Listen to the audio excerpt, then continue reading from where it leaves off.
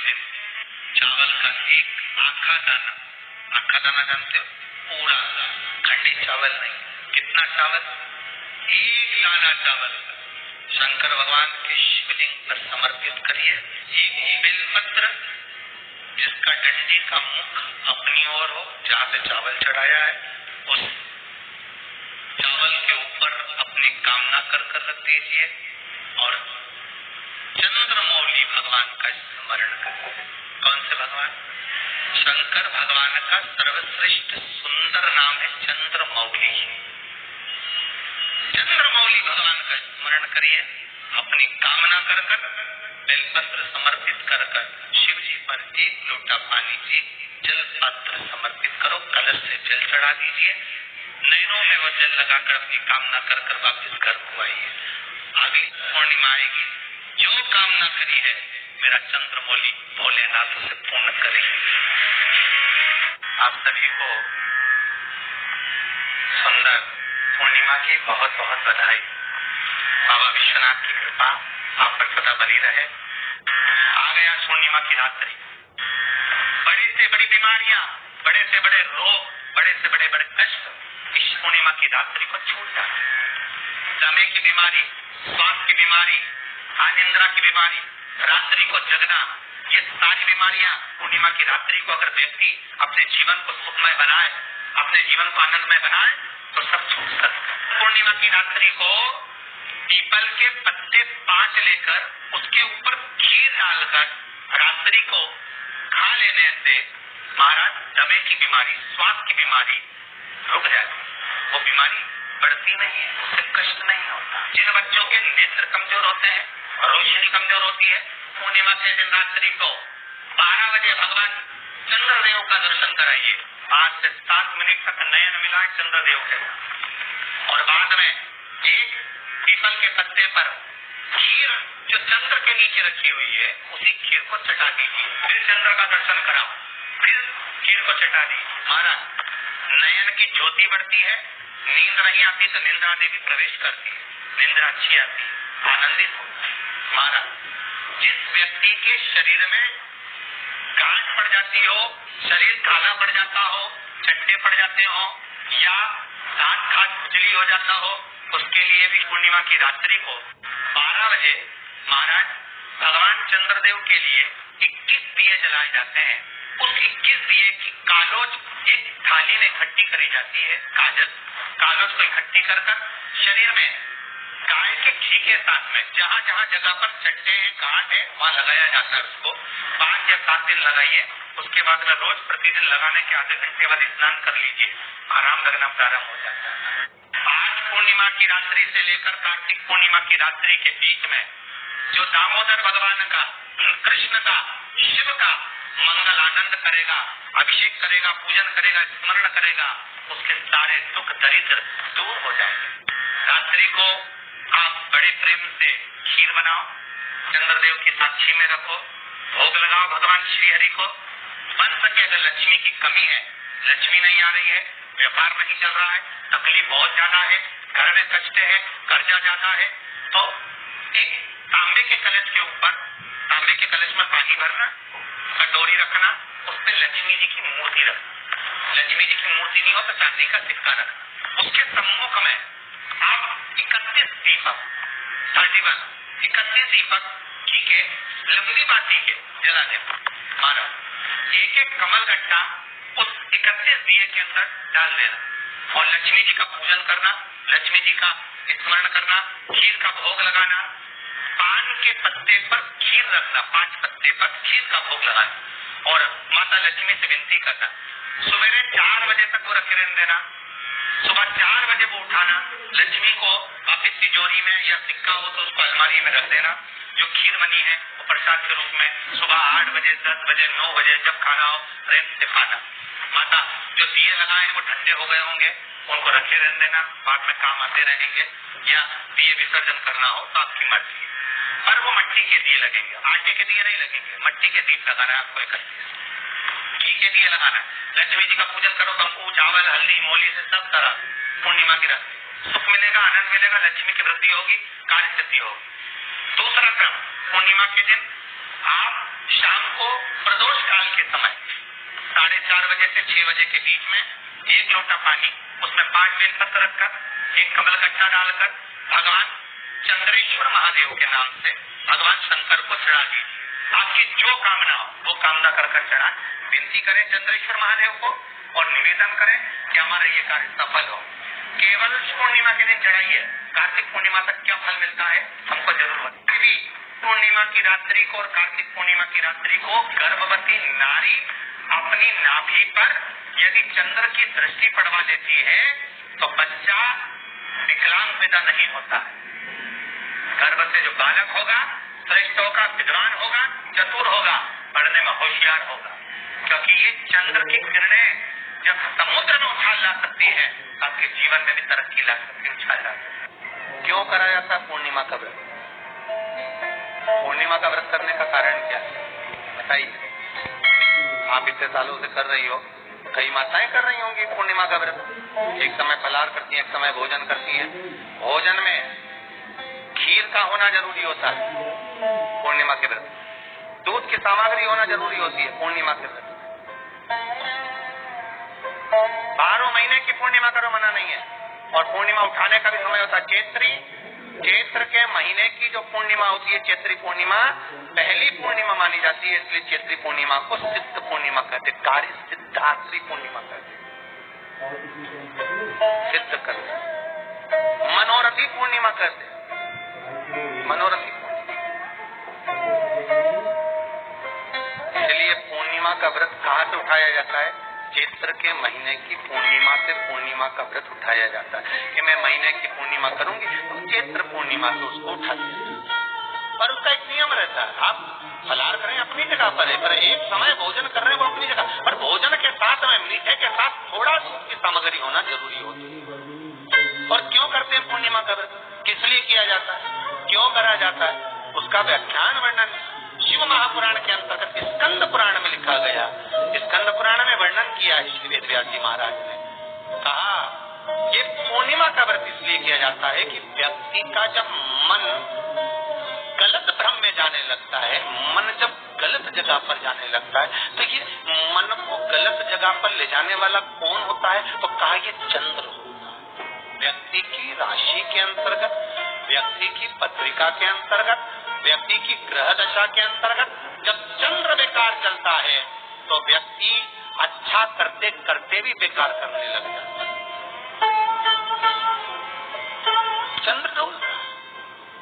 कई माताएं कहती हैं गुरुजी हमारे बेटे को आशीर्वाद दीजिए, बहुत गलत संगत में जा रहा है, मतलब समझ जाना कि चंद्र गड़बड़ जा रहा है।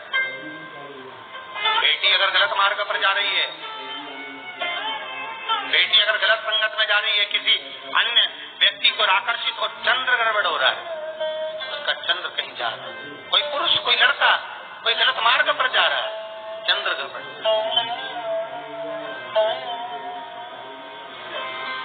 घर में जो क्लेश उत्पन्न होता है, घर में जो विवाद उत्पन्न होता है, उस विवाद को रोकने के लिए केवल चंद्र की ही, इसलिए तो पूर्णिमा घर की नारियां हमारे हिंदू धर्म में यहाँ तक स्कंद पुराण में कर दिया कि प्रत्येक पूर्ण आप लोग कभी आप लोगों ने सत्यनारायण जी की कथा कर भाई, जितने लोग आस्था चैनल पर कथा सुन रहे हैं, जितने लोग फेसबुक यूट्यूब पर कथा सुन रहे हैं, यूट्यूब पर कथा का श्रवण कर रहे हैं, उनने कभी सत्यनारायण की कथा करवाई होगी। तो उसमें लिखा है हर कार्तिक, हर पूर्णिमा को, हर संक्रांति को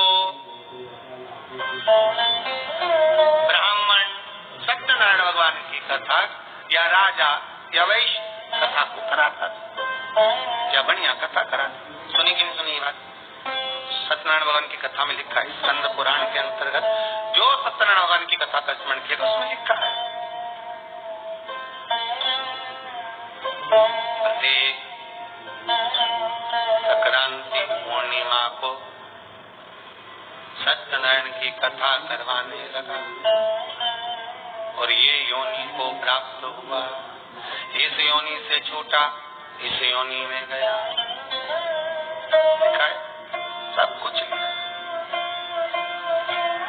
अब उत्ते से समझ जाओ, पूर्णिमा को सत्यनारायण की कथा करने का बोला, पूर्णिमा को सत्यनारायण की कथा का क्यों बोला? वैसे तो रोज कराओ सत्यनारायण जी की कथा, प्रतिदिन कराओ मना नहीं है। आप क्या कोई विशेष फंक्शन है आप सत्यनारायण जी की कथा करवा, पर पूर्णिमा पूर्णिमा संक्रांति को, और संक्रांति को पूर्णिमा को सत्यनारायण की कथा का स्मरण क्यों करवाया गया? क्योंकि पूर्णिमा के दिन अगर ये भगवान का व्रत रख लेगी, पूर्णिमा के दिन अगर ये खीर का प्रसाद बना लेगी, थोड़ा सा दूध की कोई सामग्री बना लेगी और भगवान को भोग लगा देगी, भले सत्यनारायण भगवान के भाव से बनाए, भले सत्यनारायण जी के निमित्तार्थ बनाए, और अगर इसने सत्यनारायण भगवान के निमित्त से बना, पर पूर्णिमा के दिन अगर ये व्रत रखेगी, उपवास रखेगी या कोई सामग्री बनाकर भगवान की पूजन कर लेगी, तो इसके घर में जो अशांति है वो शांति में बदल जाएगी।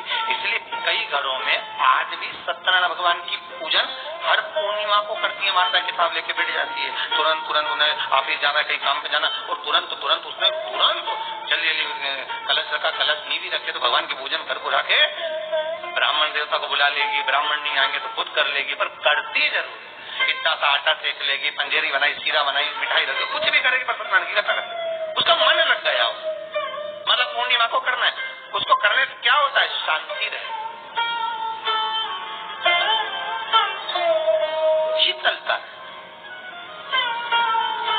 जिसके घर में हर महीने की पूर्णिमा को खीर बनती है, ध्यान दीजिएगा, बहुत सुंदर संवाद चल रहा है, बहुत ध्यान देने वाली बात है। प्रत्येक महीने की पूर्णिमा को जिसके घर में दूध की सामग्री बनती हो, दूध की सामग्री तैयार होती हो, खीर प्रसाद तैयार होता हो, उसके घर में कभी क्लेश नहीं हो सकता। चाहे सास बहू एक दूसरे के सामने होता है ना, वो सांप और नेवले की लड़ाई क्यों ना, फिर भी शांति हो जाती है। और प्रत्येक महीने की पूर्णिमा होना चाहिए, ये नहीं कि तुमने एक महीने की पूर्णिमा पे बना लिया, दूसरे महीने की पूर्णिमा को गायब कर दिया। फिर किसी ने कह दिया आज चूरमा तो बन रहा है, दाल बाटी तो बन रही है चूरमे के साथ में, लड्डू बन रहे हैं, तो काय वो खीर बना रही हो? तो तुमने अब वो खीर प्रसाद। महापुराण की कथा कहती है महाराज, पूर्णिमा का जो चंद्र है वो विशाल का है,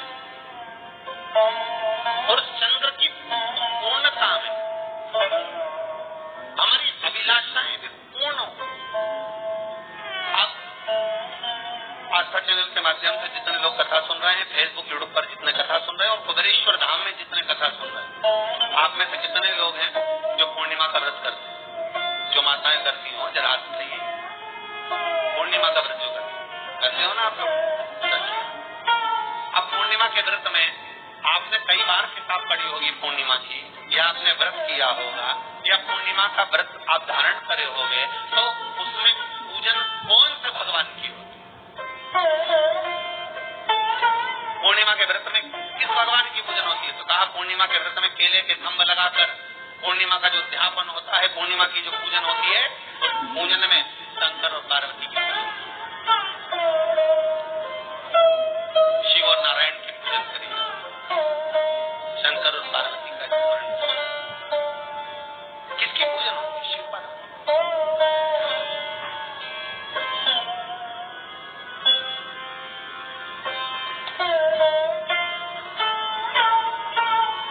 क्यों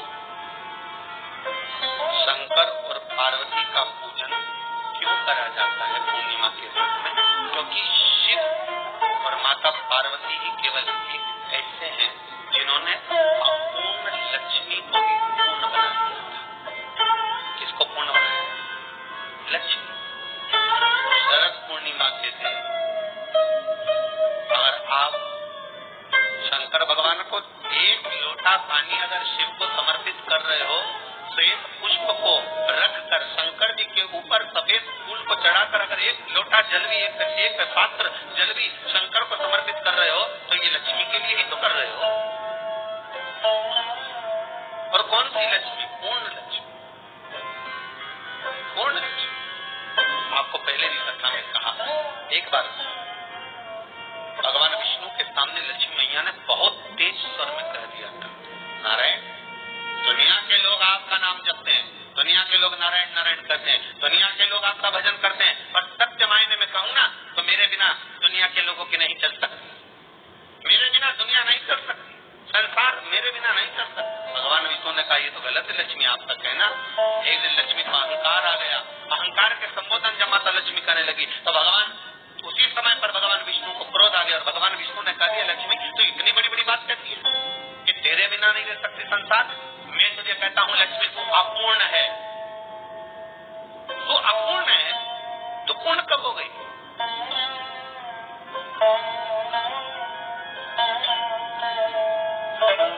तेरी पूर्णता कहां? लक्ष्मी की आंख से आंसू बहने लगे। आज आपने मुझे अपूर्ण कहा, आपको मालूम है आप मुझे अपूर्ण कर रहे हो? आपको ये ज्ञात हो रहा है आप मुझे अपूर्ण कर रहे हो? भगवान कहते हैं हाँ लक्ष्मी मैंने तुझे अपूर्ण कहा। अपूर्णता का मतलब आप जानते हो ना? भगवान कहते हैं लक्ष्मी मैं सब जानता हूँ। लक्ष्मी रोती हुई माता सरस्वती के पास पहुंच गई। सरस्वती ने पूछा क्या बात है लक्ष्मी, क्यों रो रही हो? लक्ष्मी जी ने कहा क्या बताऊं सखी, मेरे पति ने आज मुझे अपूर्ण कर दिया। तो क्यों रो रही है? तो अपूर्ण अगर कह दिया पति ने तो कहा है ना, तो क्यों रोना? चल मेरे साथ। और सरस्वती मैया माता लक्ष्मी को लेकर सीधे पहुंच गई माता पार्वती। माता पार्वती ने लक्ष्मी जी को देखा और सरस्वती को देखा तो पूछा कि क्या हो गया, क्या हुआ, क्या है तुम दोनों आज मेरे पास में आई? क्या हुआ? पार्वती जी कुछ बोलती, शिव जी का ध्यान माता सरस्वती की ओर, लक्ष्मी की ओर, और भगवान शंकर ध्यान में। आज भगवान नारायण ने लक्ष्मी जी को अपूर्ण कहा है। अब देखिए माता पार्वती क्या इसको पूर्ण बनाने के लिए करेगी क्या? क्या होगा? माता सरस्वती जी बोली लक्ष्मी को अपूर्ण कर दिया। हाँ तो क्या सोचना उसके लिए, इसको मैं अभी पूर्ण बना देती हूँ। माता जगत जननी पार्वती ने गोदी में विराजमान गणेश जी को उठाया और उठाकर लक्ष्मी जी की गोद में दे दिया। ले लक्ष्मी आज से तो गोदी में जब तक संतान नहीं है तो नारी को लोग अपूर्ण समझते हैं। पर माता पार्वती जी ने संपूर्ण ब्रह्मांड में एक सिद्धता प्रदान कर दी कि अपने गोदी के लाल को, अपने गोदी के पुत्र को माता ने लक्ष्मी की